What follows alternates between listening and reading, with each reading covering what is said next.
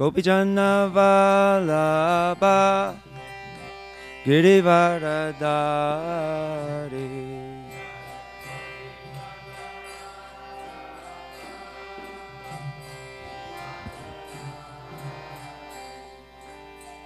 Yashodanandana Rajajana Ranjana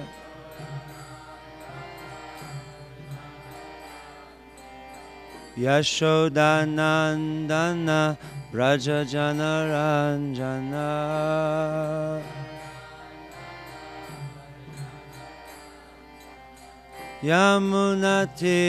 Yamunatira Vanachari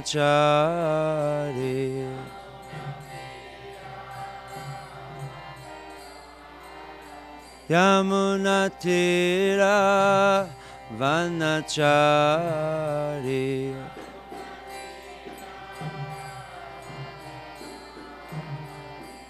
Jai Radha Madhava Kunja Bihari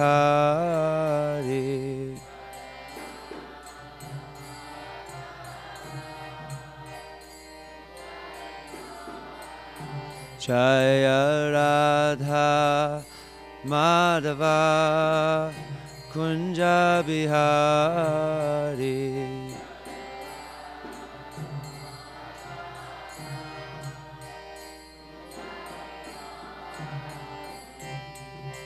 Gopijana Vallabha Girivaradari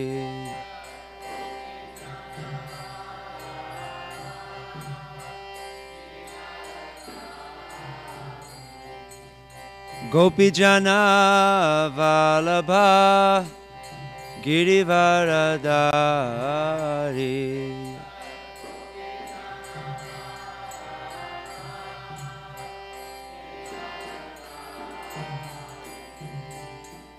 Yashodanandana Brajajana Ranjana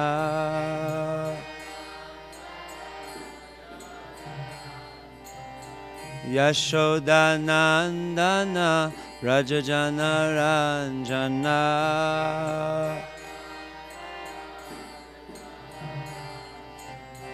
Yamunatira Vanachari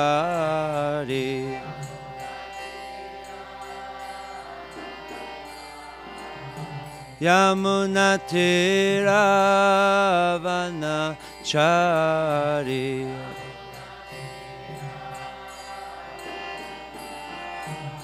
Jaya Radha Madhava Kunja Bihari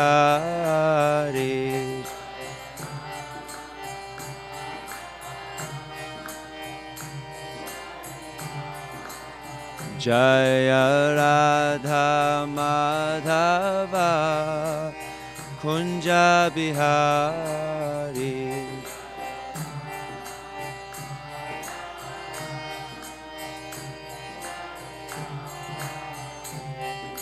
Gopijana Vallabha Girivaradari Jaya Go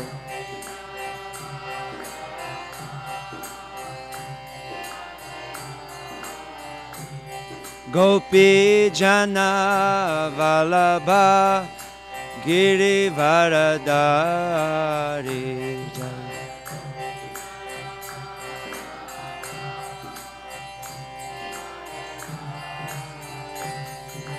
Yashodanandana Brajajana Ranjana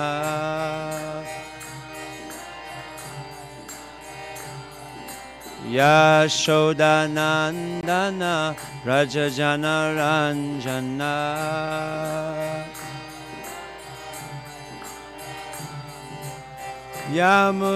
Yamunatira Vanachari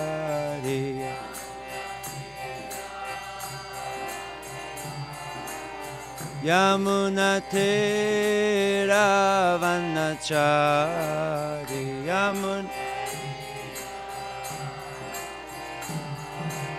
Jaya Radha Madhava Kunja Bihari.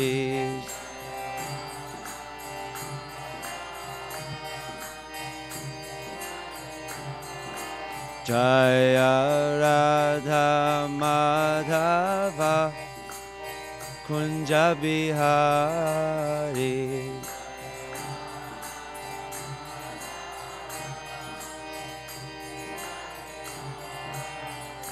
Jaya Radha Madhava Kunja Bihari.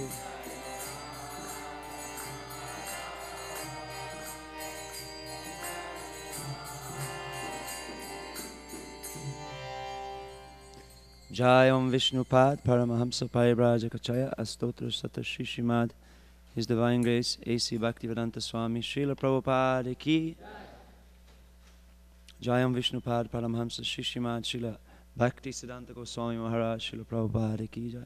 Ananta Koti Vaishnava Vrindi Ki Jai. Nam Acharya Srila Haridas Thakur Ki Jai.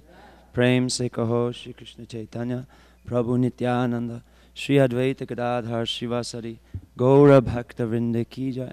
Shri Shri Radha Krishna Gopa Gopinath Shama Kunda Radha Kunda Shri Giri Govardhana Ki Jai. Shri Vrindavan Dhama Ki Jai. Mayapur Navadip Dhama Ki Jai. Ganga Maya Ki Jai. Yamuna Maya Ki Jai. Bhakti Devi Ki Jai. Tulasi Maharani Ki Jai. Samaveta Bhakta Vrinda Ki Jai. All glories to the assembled devotees. All glories to the assembled devotees. All glories to the assembled devotees. All glories to the lotus feet of Shri Guru and Shri Gauranga. All glories to Srila Prabhupada. Thank you.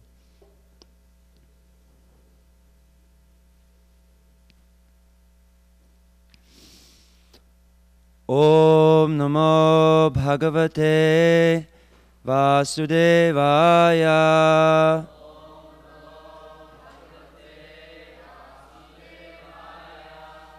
Om Namo Bhagavate Vasudevaya.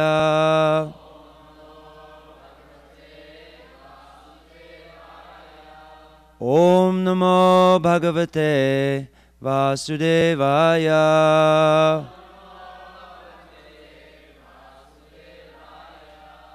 Reading from Grantaraj Srimad Bhagavatam, Canto 9, Chapter 17, entitled The Dynasties of the Sons of Pururava. This morning we will read texts 1 through to 15, where there is a purport. The nature of this chapter is it is a description of the different personalities in the dynasty of Pururava, and it is a list of names primarily. In the chapter summary, the list of names is exactly the same, almost exactly the same as the chapter. Therefore, with your permission, I will forego reading the chapter summary and go straight to the texts, which are identical. Okay, thank you, Prabhu. So I will read the verses. Shall I read the English or shall I read the Sanskrit of all the texts? The purport. Okay, very good. Okay, thank you very much. So text 1 through 3.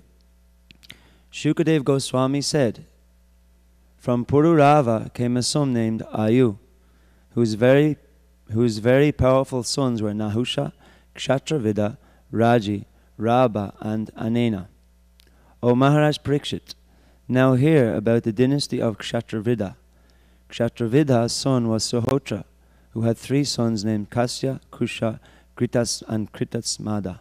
From Gritsamada came Shunaka, and from him came Shaunaka, the great saint, the best of those conversant with the Rig Veda. Text number 4. The son of Kasya was Kashi, and his son was Rastra, the father of Dirgatama. Dirgatama had a son named Dhanvantari, who was the inaugurator of the medical science and an incarnation of Lord Vasudeva, the enjoyer of the results of sacrifices. One who remembers the name of Dhanvantari can be released from all disease. Text number 5. The son of Dhanvantari was Ketuman, and his son was Bhima Rata. The son of Bhimarata was Divodasa, and the son of Divodasa was Dyuman, also known as Pratardhana. Text 6. Dyuman was also known as Satrajit, Vatsa, Ritadwaj, and Kuvala Yasva. From him were born Alarka and other sons. Text number 7.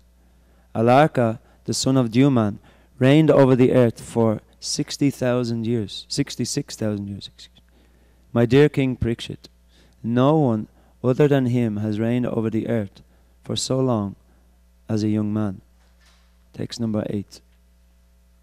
From Alarka came a son named Santati, and his son was Sunita. The son of Sunita was Niketana, the son of Niketana was Dharmaketu, and the son of Dharmaketu was Satyaketu. Text number 9. O King Parikshit, from Satyaketu came a son named Drishtaketu, and from Drishtaketu came Sukumar, the emperor of the entire world. From Sukumar came a son named Vitihotra. From Vitihotra, Bharga, and from Bharga, Bharga Bhumi. Text 10. O Maharaj Parikshit, all of these kings were descendants of Kashi, and they could also be called the descendants of Kshatrivida. The son of Rabba was Rabasa. From Rabasa came Gambhira, and from Gambhira came a son named Akriya. Text number 11. The son of Akriya was known as Brahmavit, O king. Now hear about the descendants of Anena. From Anena came a son named Shuddha, and his son was Suchi. The son of Shuchi was Dharma Sarati, also called Chitrakrit. From Chitrakrit was born a son named Santaraja, a self-realized soul, who performed all kinds of Vedic ritualistic ceremonies, and therefore did not beget any progeny. The sons of Raji were 500, all very powerful. Text 13. On the request of the demigods, Raji killed the demons, and thus returned the kingdom of heaven to Lord Indra. But Indra, fearing such demons as Prahlad, returned the kingdom of heaven to Raji, and surrendered himself at Raji's lotus feet. Text 14. Upon Raji's death, Indra begged Raji's sons for the return of the heavenly planet. They did not return it, however, although they agreed to return Indra's shares in ritualistic ceremonies. And here there is a purport by His Divine Grace, A.C. Bhaktivedanta Swami, Srila Prabhupada ki. So we will read this verse, the Sanskrit verse together. This is the verse. Pitari uparate putra yachamanaya no dadu trivishtapam mehendraya yagya bhagan samadadhu pitaryi uparte putra yachamanaya no dadhu trivistapam mahendraya yagya bhagan samadadhu pitaryi uparte putra yachamanaya no dadhu trivishtapam mahendraya yagya bhagan samadadhu pitarya parate putra yachamanaya no dadhu trivishtapam mahendraya yagya bhagan samadadhu. Prabhus.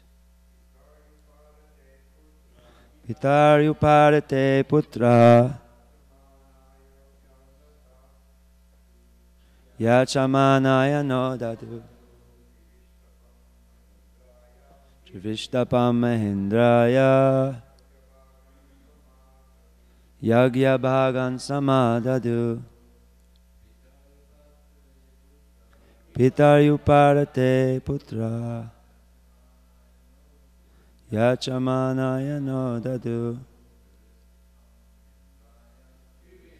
Panahendraya Yagya Bhagan Samadadu Pitrayuparate putra Yachamanaya no dadu Shrivishtapam Mahendraya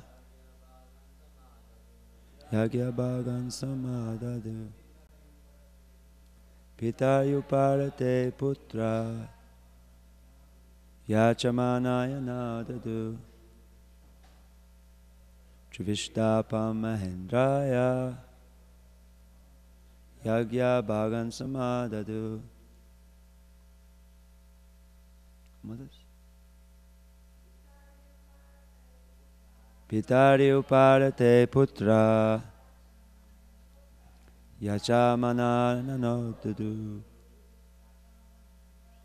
Trivishtapam Mahendraya Yagya Bhagan Samadadu Pitari Uparate Putra Yachamanaya no dadu Trivishtapam Mahendraya Yagya Bhagan Samadadu Pitaryuparate putra Yachamanaya no dadu Trivishtapan Mahendraya Yagya Bhagan Samadadu. Pitari, when their father Uparate passed away, Putraha, the sons, Yachamanaya, although requesting from them,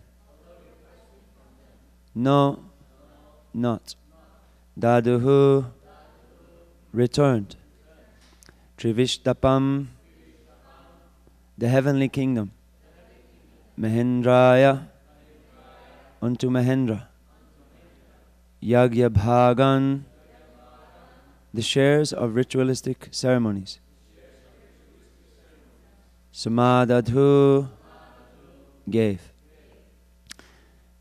Translation and purport by His Divine Grace A.C. Bhaktivedanta Swami. Srila Prabhupada ki jai. Upon Raji's death, Indra begged Raji's sons for the return of the heavenly planet.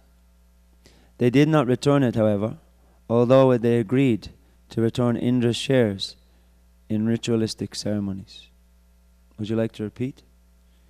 Upon Raji's death, Indra begged Raji's sons for the return of the heavenly planet. They did not return it, however, although they agreed to return Indra's shares in ritualistic ceremonies. Purport by His Divine Grace A.C. Bhaktivedanta Swami Prabhupada. Raji conquered the kingdom of heaven, and therefore, when Indra, the heavenly king, begged Raji's sons to return it, they refused. Because they had not taken the heavenly kingdom from Indra, but had inherited it from their father, they considered it their paternal property. Why then should they return it to the demigods? End of purport. Om Ajnana Timirandasya Gyananjana Shalakaya Chakshur Unmilitam Yena Tasmai Shri Gurave Namaha Shri Chaitanya Manobishtam Stapitam Yena Bhutale Swayam Rupa Kathamayam Tadati Swapadantikam Vanchakalpa Tarubhyascha Kripa Sindhu Bhevacha Patitanam Pavanebhyo Vaishnavebhyo Namo Namaha. Shri Krishna Chaitanya Prabhu Nityananda Shri Advaita Gadadhar Srivasadi Gaura Bhakta Vrindam. Hare Krishna, Krishna Krishna, Hare Hare, Hare Rama, Rama Rama, Hare Hare. Pittari Upparate Putra Yachamanaya Nogdadu Trivishtapa Mahendraya Yagya Bhagan Samadhathu. Upon Raji's death, Indra begged Raji's sons for return of the heavenly planet. They did not return it, however, although they agreed to return Indra's shares in ritualistic ceremonies. Hare Krishna. Yes, sir. Yeah, for sure. The purport is finishing with the question. First, I would like to, with your permission, I would like to get the assembled Vaishnavas to meditate on this question while I read the other verses. First of all, I would like to say that I am very honored to be in such a community, to be sitting here before such dedicated servants of Srila Prabhupada who have tirelessly dedicated their lives year after year, serving his mission, upholding this wonderful facility for the people of Los Angeles to come and take shelter, distributing profusely his books and performing Harinam Sankirtan regularly in the local areas. This place is a really great haven for sadhakas to come and take shelter. We are traveling all over the world, and some places we don't have such a strong morning program. Sometimes we are obliged to miss different programs because of traveling. And when we come to such a nice establishment where the program is so strict and regulated and the devotees are so cultured, it's very great relief for a sadhaka. So I'm very grateful to be here and also to be given an opportunity to meditate on the wonderful teachings of Srimad Bhagavatam, which are meant for our purification. So thank you very much for this opportunity. Herein we are seeing this very interesting pastime. We are hearing the dynasties coming from Lord Vishnu himself, and we are hearing from the immediate person being discussed as Pururava and his sons.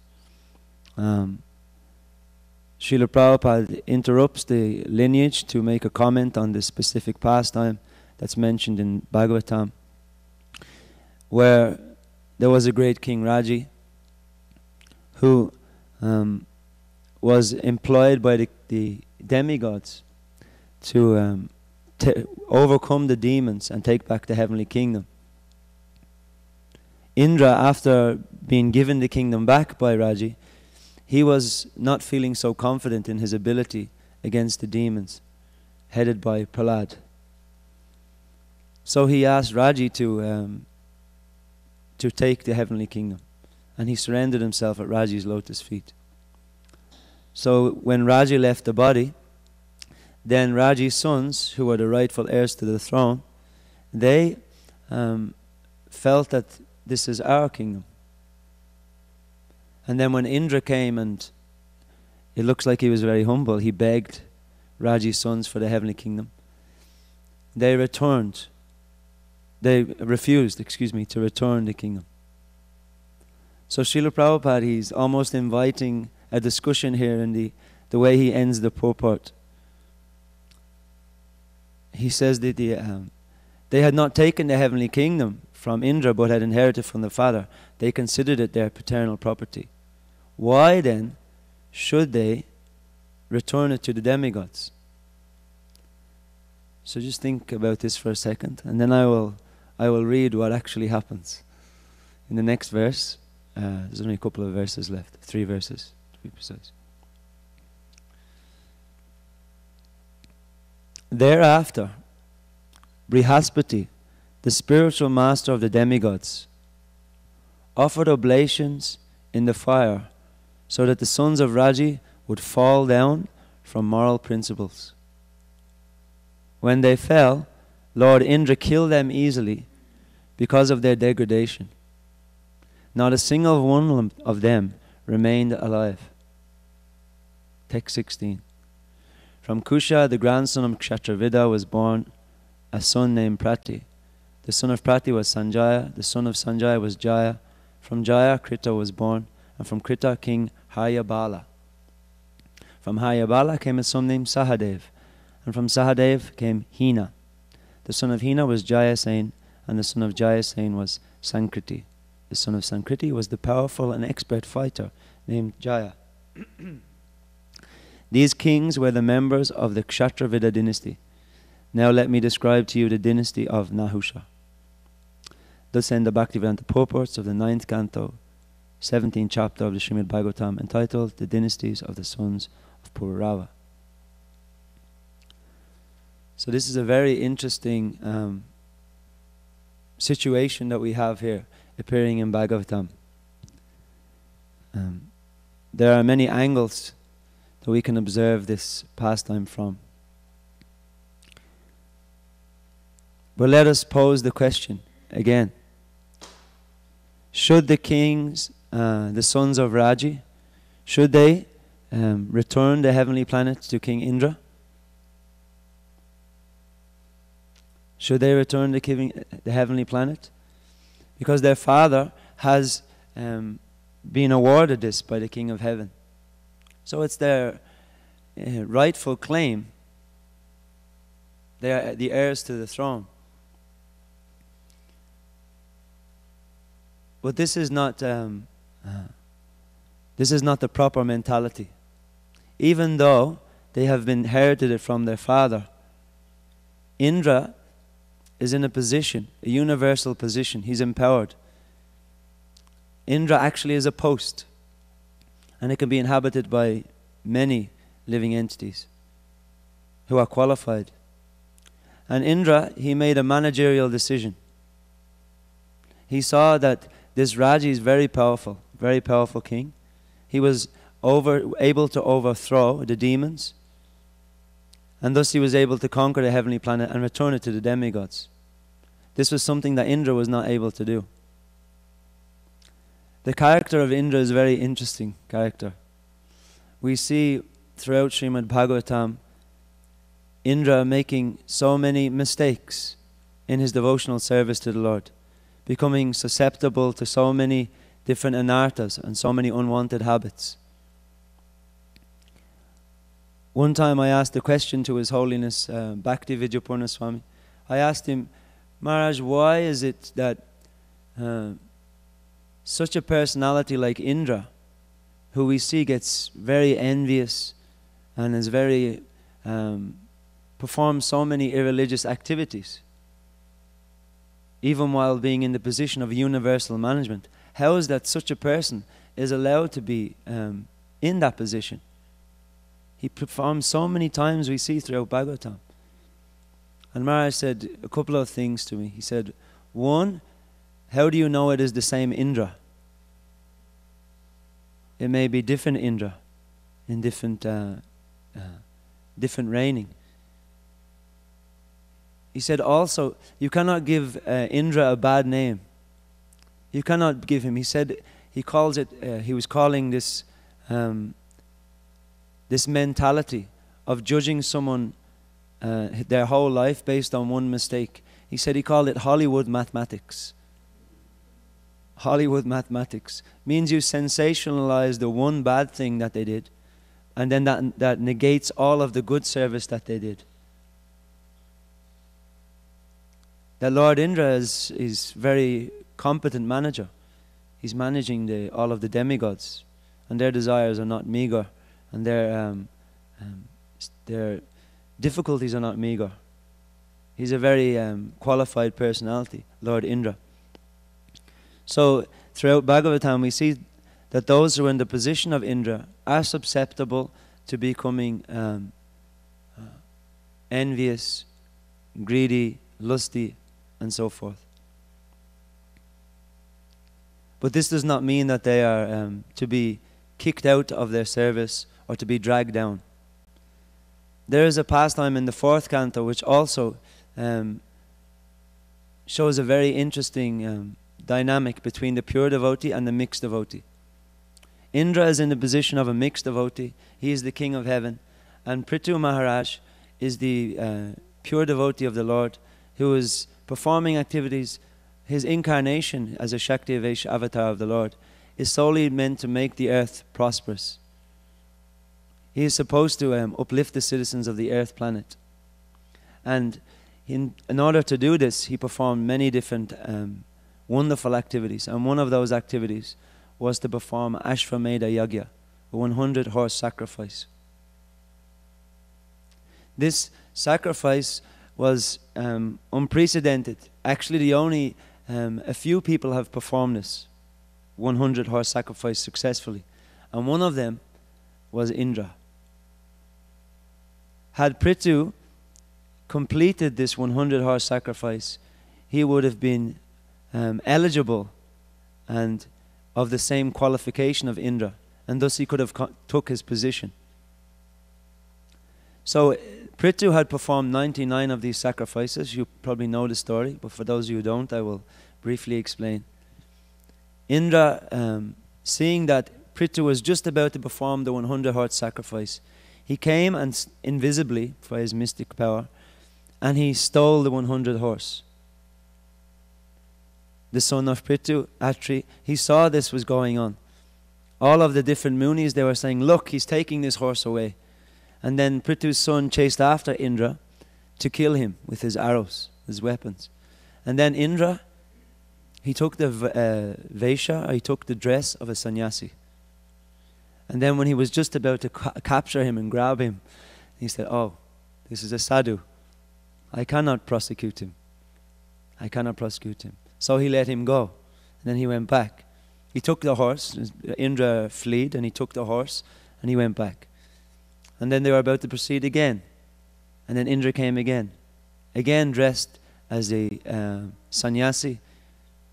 And in this way, Srila Prabhupada explains that in the purports to these verses, that he created so many different apasampadayas came from this. So many different, all of the different bogus sannyasi lineages came from this, from Indra performing these irreligious activities. So this is a side point. The main point I want to focus on in this pastime is that Prithu Maharaj is a pure devotee. His only motivation is to uplift the citizens of earth, to make the planet prosperous. And Indra, he's acting in a very envious way.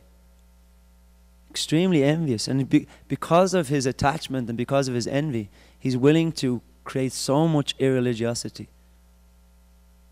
So in the end, all the brahmanas, they want to bring Indra and put him into the fire. But the Lord Brahma and all the assembled sages, they say you cannot. Lord Vishnu is also present on the scene.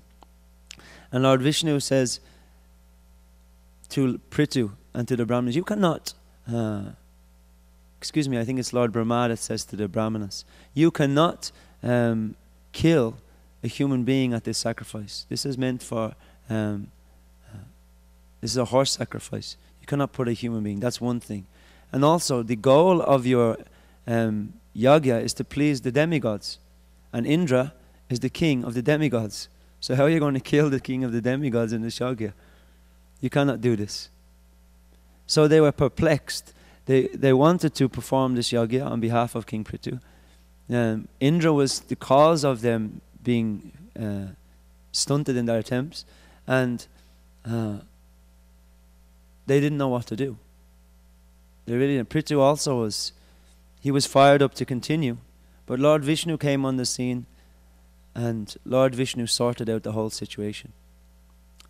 He came and he spoke to Prithu. And he brought Indra with him. So Indra was beside Lord Vishnu and he started to speak to Prithu about Atma Tattva, knowledge of the soul. And he explained to Prithu, you should know your specific function in this incarnation. So interesting, Vishnu is preaching to himself in the form of Prithu. But you see, you should know this specific function in this incarnation. The goal of your yajna is to please Vishnu, to please me. And I am standing here before you, and I am saying I am pleased. He said, do not try to perform this 100th horse sacrifice. He said, be content, be happy with 99. The more you push Indra, the more you continue, the more he will act irreligiously.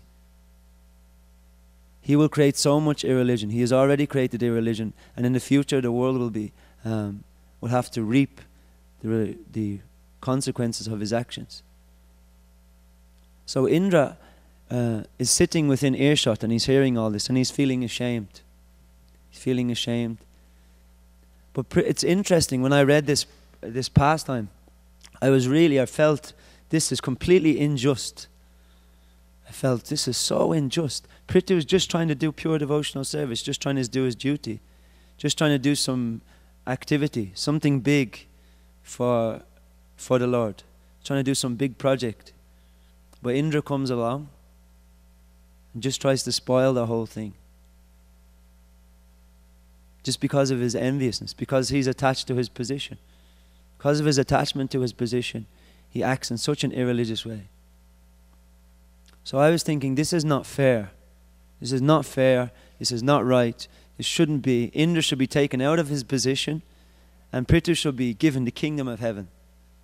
Because he's the righteous king, he's the pure devotee, and he's got pure motivation. So we should drag Indra out of his position, kick him out of here. Who does he think he is? This is my sentiments upon reading Bhagavatam. Well, Vishnu had a different logic. And Srila Prabhupada explains also in the purports a different understanding, which was a bitter pill to swallow, but at the same time is a transcendental understanding and a more broader understanding. That although Prithu was pure in his motivation, and although Indra was mixed in his motivation and was acting in an envious way, everybody has to be engaged somehow. Everybody has to be engaged according to the level that they're at. So Indra's a mixed devotee. He's attached to things like power, wealth, prestige. He's attached to these things. And so with those attachments, he still has to be engaged in the universal management. He still has to be engaged in the program of the Lord for this planet while he's here. So those that are in a higher position, of a position of detachment, such as King Prithu, then they should understand this. They should understand this, and they should be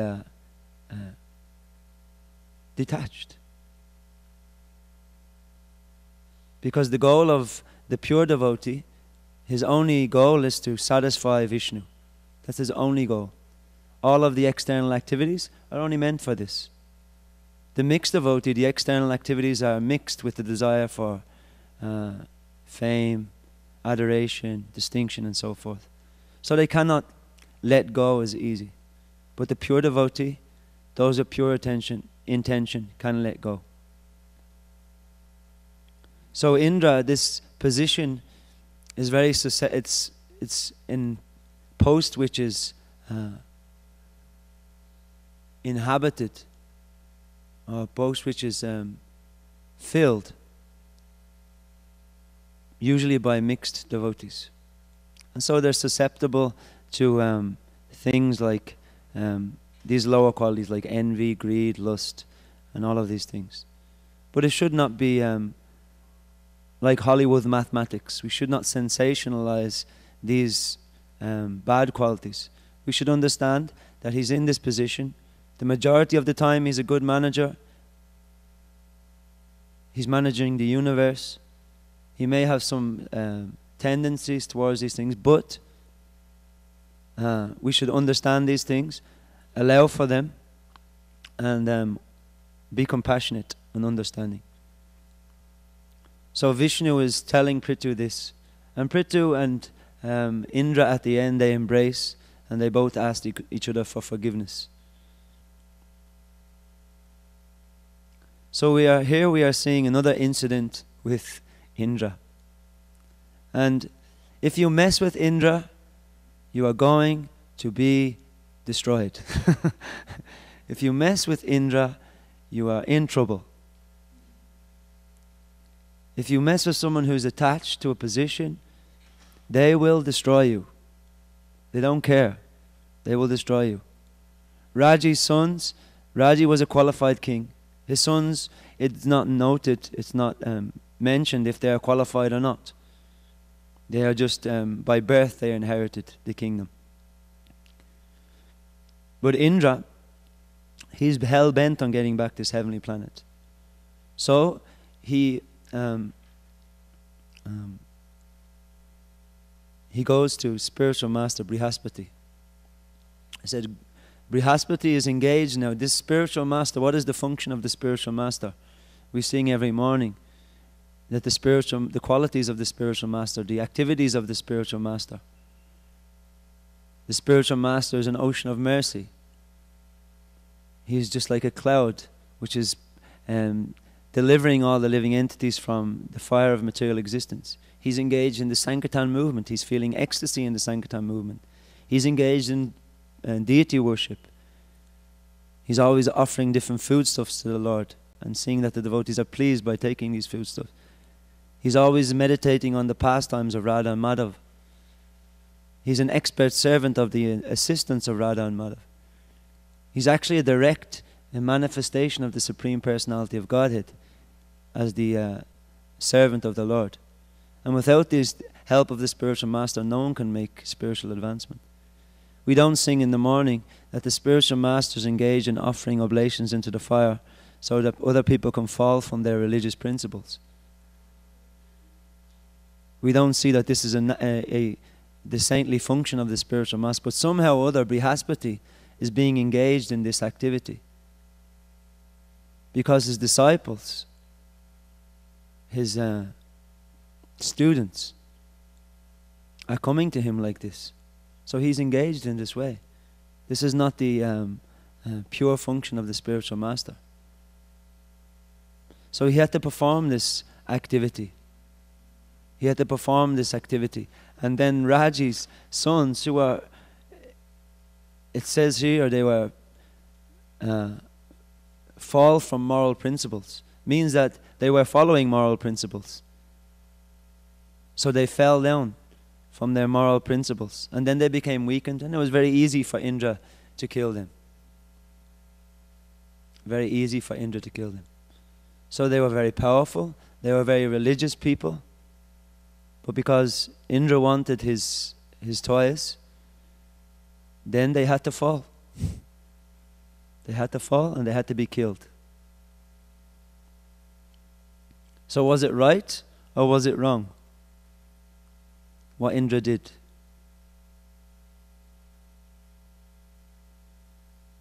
Who can say?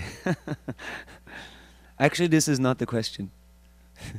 If we get into was it right or was it wrong, there are many things to consider. But this world is not about being right or wrong. This Hare Krishna movement is not about being right or wrong. It's about being Krishna conscious. It's about being Krishna conscious. If we get into the dualities of what's right and what's wrong, especially taking sides between saintly persons, religious people, it's very, very difficult to understand the dynamics of what's going on. But the point is that we have to be Krishna conscious in all situations. This is a very, very difficult situation to understand. The sons of Raji, they have rightful claims by heritage, but Indra is the rightful king of heaven. And therefore, to take back the kingdom of heaven is his prerogative. Whether he gives it to Raji or whether he takes it back from his sons, it's his decision. He's the rightful king. So some thing to meditate on here is that those who are in position of universal management, such as Lord Indra, they have a tendency towards fame, adoration, distinction. And thus, because of these attachments, they can act in irreligious ways to uphold their position, even to the point of killing religious people. This is something, as we're performing our devotional service, that if we get position, if we get a service, and we become attached to the position, and we become attached to the service, then we will meet Indras in our life. Undoubtedly we will meet people who want to, who feel challenged and threatened by our position, and who want to put obstacles on our path. But just like in the pastime with Prithu and Indra, and Lord Vishnu gives them the instruction, gives Prithu the instruction, just try to satisfy me by your activities. That is the goal. That is the goal of all activities, to just try and satisfy Vishnu. Try and satisfy the Lord. And no one can take away that from us. We're just trying to satisfy the Lord. If someone tries to take away our position, so be it. We are not attached to position. We're not even attached to a service. We're attached to serving. We're attached to serving. So I've experienced some of these in my own life. I've been doing a service and someone has become apparently envious and has tried to destroy the service. Performing Harinam Sankirtan, we're doing Harinam on the street, and someone becomes envious that someone is leading or singing, and they come and they just stop everything.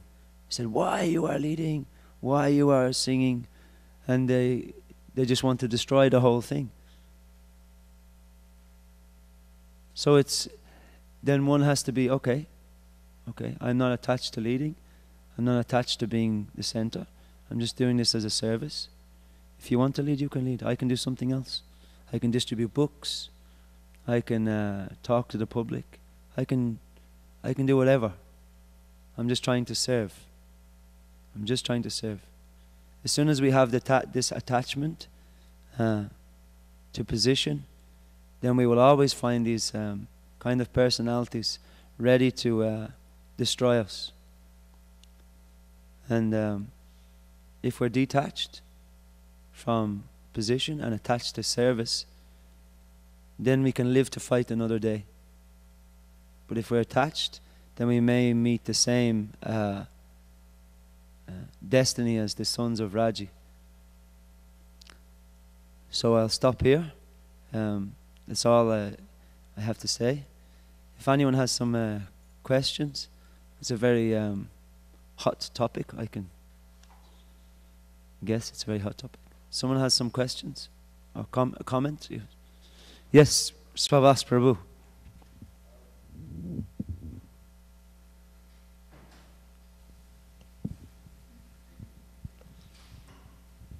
Thank you for a nice class. It appears that I'm reading the purport. The sons of Raji, they actually just thought of that as paternal property. Paternal property, yeah. Yeah, so it doesn't say anything that they considered it, that they were, think of any other kind of level except for that their father owned it, so now we own it, without any qualification. Then in the next verse, they said that because they fell from moral principles. So it appears to me that their particular spiritual position or spiritual level was not very advanced. In other words, the purpose for them to be killed because of moral principles doesn't necessarily mean that they were like devotees. They might have had some spiritual, connotations or something, but because they fell of moral principles, that could be anything. Like, sometimes you have a person in parliament, a political position, and they abuse something by moral principle. And on moral principle, they extract that person from that position. Doesn't necessarily mean that that person is a religious person or a spiritual person, but they believe in moral principles.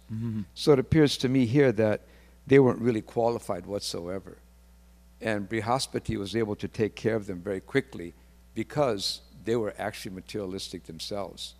They might have been at best like a Sakama devotee, mixed devotee. So basically, when you're reading this, I was just thinking that really they were just some kids that inherited some property. They lived by some moral code. They felt this was paternally their property, but if they were actually religious and spiritual, that when Indra came and asked him for the property, they should have immediately surrendered it because they should have understood who Indra is. And it appears that they didn't even understand what Indra's position was, or they had no respect for that. And you've been saying here for the last half hour what kind of a spiritual person he was. And it appears that they were not able to realize this, or even see it, or even care to acknowledge it. And very arrogantly, they refused to give back the property. Yeah, very good. Very, very nice insight. It says that we should also not, considering these points, we should also not underestimate the courses of the great souls like Brihaspati. That even if it says that they were following moral principles, so even if they were very moral people, so they are very moral people, but because of the course of such a great soul who's in a position of power, because of the course of him, they fell down from this. So they could be, it's stated that they are very moral, but because of his course, they fell down. So it's, very, very nice insight. Thank you very much. Very nice. Anyone else? Yes, sir.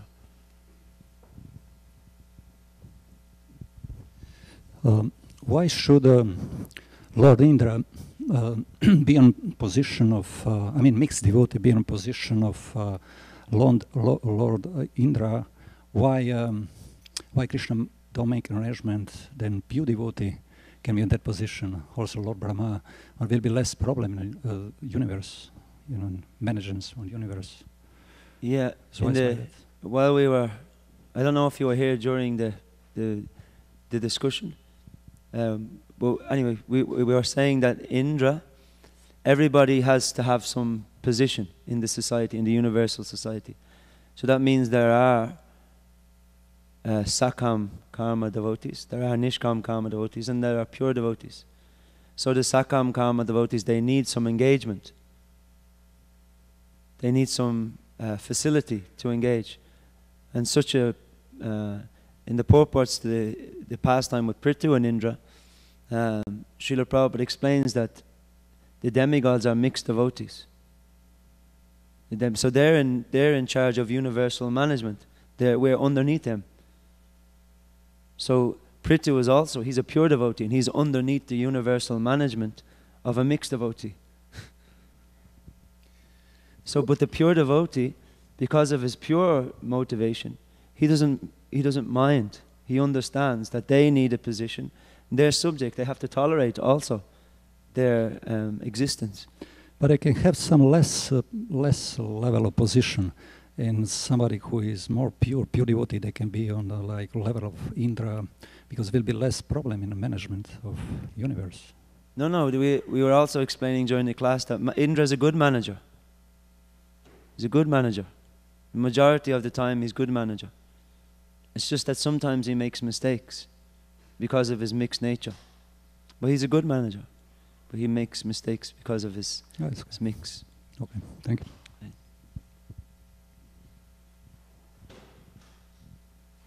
Anyone else? I think it's time to stop here. It's 8:30. Thank you very much. Grantaraj Srimad Bhagavatam ki, Srila Prabhupada ki jai, Sadhu Sangha ki jai.